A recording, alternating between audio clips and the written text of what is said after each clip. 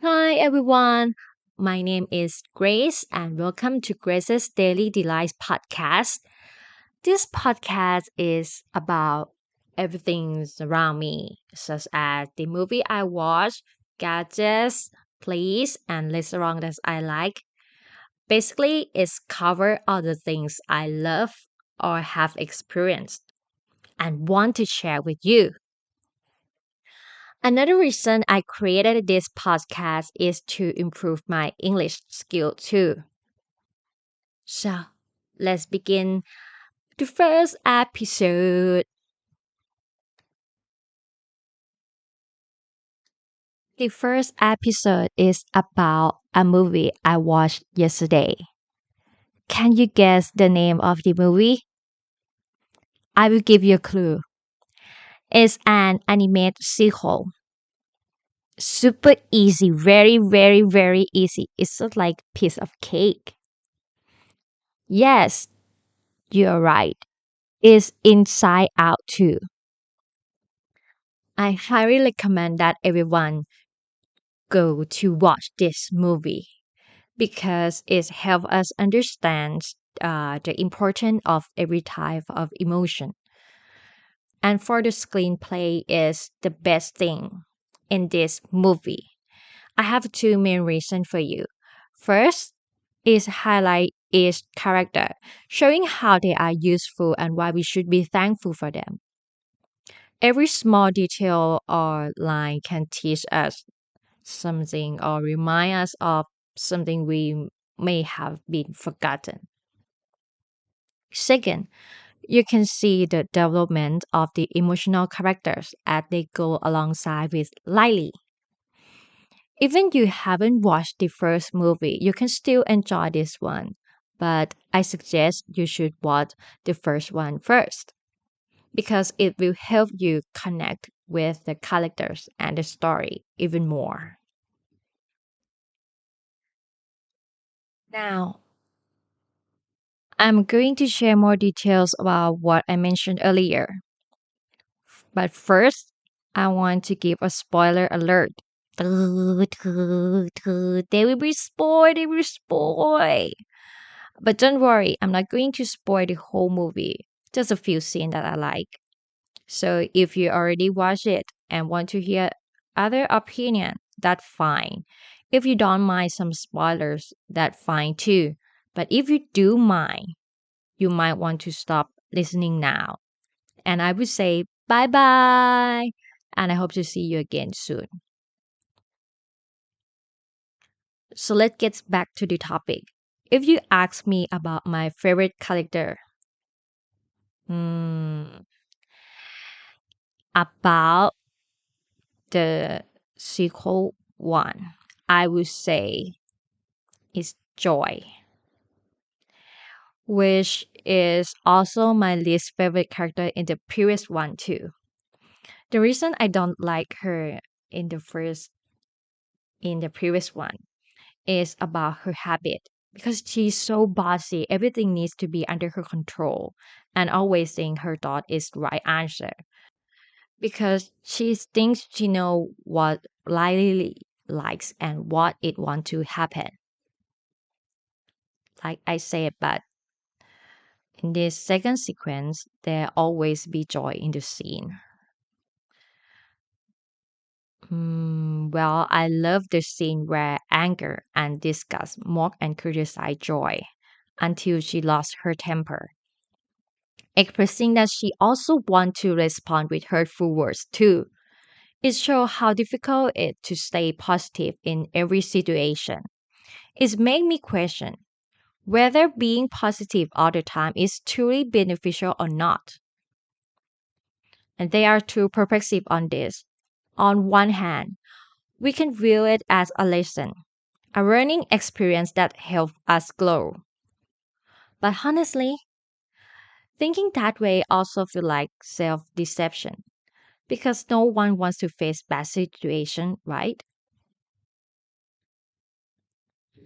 Mm, but well, in reality, positive thinking is a way to encourage ourselves if we don't motivate ourselves to move forward.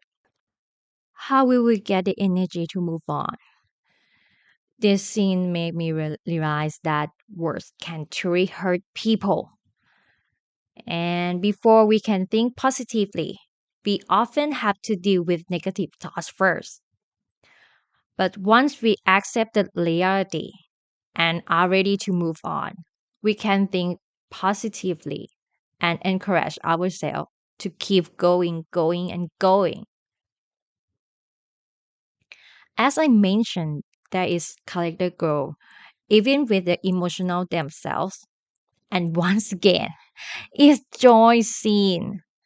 Well, at the beginning of the story, there are scenes where Joy sends away memories she deems is negative, so that Lily should forget them. And she built Lily's identity from only the good moment. And in the scene, anxiety gives control back to Joy, acknowledging that what he thought was best for Lily was not right and that he should let Joy decide because Joy know the best. This makes Joy realize that her earlier action, choosing to have Lily forget unpleasant memories and build her identity solely from good moments, were not right too. After that, Joy changed, allowing both good and bad experience to shape Riley's identity. This is excellent because many of us, also myself included, tend to think the happiness and perfection to be our true self doesn't mean we only experience good things or build our identity only good from positive experience. Real life isn't that.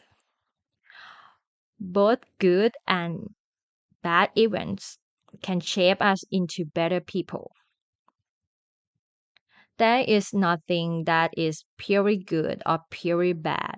In bad situations, there are hidden positive, and in good situations, there are maybe hidden negative too. The central theme of this story is incredible powerful, showing that no emotion is the most important. All emotions are equally important.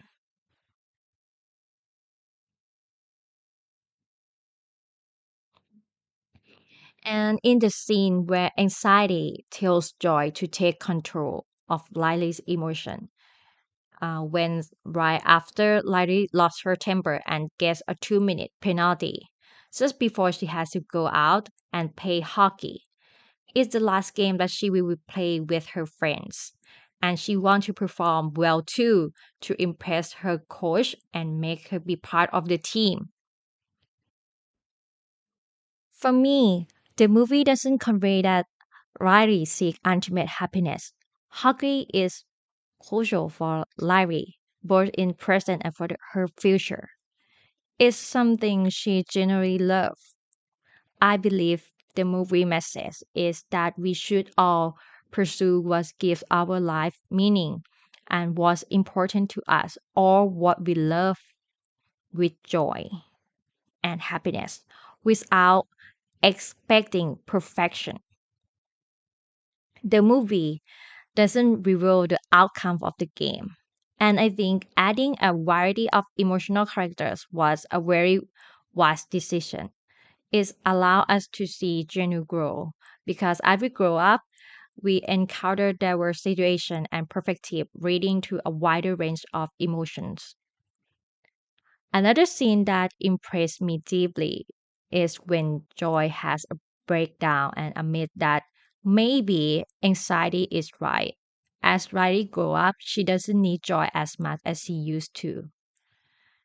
Instead, she needs anxiety more to be prepared, plan, and be cautious about everything that she does and plan for her life. When Joy said that, I tear up because I also create conditions for my happiness too. It's made me realize that I was happier as a child, but as an adult, it's different. It's made me think about Why it's so hard for me to feel happiness as an adult? Mm, and got a lot me to think about it, every single details that why. Back to the movie. Even the small scenes are important too. That a path that leads to different lands of Riley's memory. And one emotional character remarks on how small the family's land has become. It showed that during our teenage years, we might neglect our relationship with our families because we prioritize ourselves and our relationship with friends first. I'm not sure that if the movie intend to convey this or not, but that's what I thought while watching it. Watching this movie is truly worthwhile. It's worth for your time. Go watch it. For me, I rate this movie 10 out of 10. And thank you for listening this podcast to the end. And hope you like it and come back to listen the next episode. Thank you very much. Bye bye.